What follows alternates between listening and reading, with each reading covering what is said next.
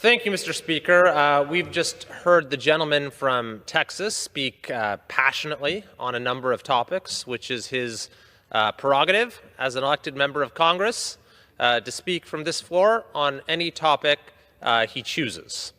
What is not his or any of our right is to stand up during the State of the Union and interrupt the President of the United States. Imagine if everyone did that. Imagine if everyone took whatever grievance they have in the moment and decided to use the State of the Union to air that grievance. Imagine if during President Biden's speech, each and every one of the Republicans in the House had stood up and objected to the President's open border policies or his runaway inflation policies. The State of the Union could not be delivered. The institution could not function. What's even more remarkable, though, than the conduct of this one member is the fact that all but 10 of his colleagues on their side of the aisle chose not to censure this eminently censurable conduct.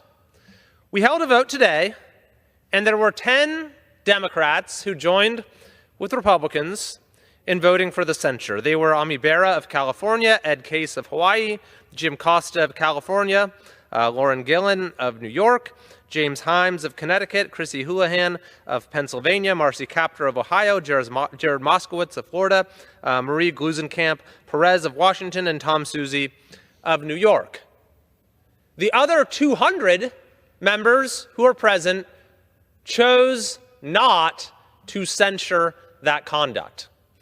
I find that remarkable, and indeed, the antics on display during the State of the Union truly exemplified everything that is wrong with politics in this country today. Exemplified everything that Americans are so tired of. There was, of course, the outburst from the gentleman from Texas. There were the pathetic little protests of people walking out, a handful, in the middle of the speech. There were the sad little cards with statements like lies on them. But beyond all of that, there was a premeditated refusal from one side of the aisle, acting in unison, to stand and applaud for literally anything that the president said. So what were some of the things that they uniformly, acting as a monolith, refused to applaud? Well, they refused to stand and applaud for record-low illegal border crossings, for protecting women's sports, for stopping fraudulent payments, for capturing a terrorist who killed 13 American service members. They refused to stand and applaud for supporting law enforcement, for improving military recruitment, for protecting free speech, for having our workers actually show up to work, for hiring peaceable based on merit, for opening new power plants, for living in peace, for the signing of the Abraham Accords, for returning manufacturing to America. Not a single person stood. And that's kind of the most incredible thing, is there was a willful decision to sacrifice any individuality to the orders being given by party leadership. But it got particularly disturbing when the president recognized a number of heroic Americans who were present. And we had our colleagues refuse to stand and applaud for a volunteer firefighter who provided a home to 40 foster children, to the victim of a deep fake who has become an advocate for other victims, to the family of Lake and Riley, to the family of Jocelyn Nungare, to a heroic Border Patrol agent, to the widow of an officer who was killed in the line of duty, to a 13-year-old survivor of brain cancer, such an inspiring young man, to a young man admitted to West Point, to a history teacher who has finally been brought home after being a political prisoner in Russia for 14 years, and to the family of Cori Comparatore.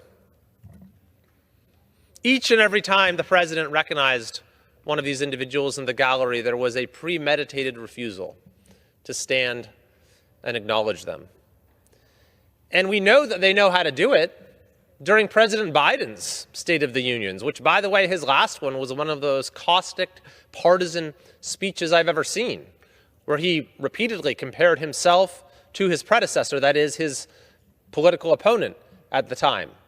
Dozens of times they stood and applauded. And by the way, on our side, for a lot of those times, we didn't stand and applaud because he was saying partisan things or things we disagreed with. But when he said things that we agreed with, I would stand and others on my side would stand as well. When he spoke to unifying ideas about what makes our country great, we would stand and applaud. When he highlighted people who were deserving of commendation, we would stand and applaud. And yet the contrast could not have been starker in President Trump's speech and the reaction to it here in the chamber on Tuesday.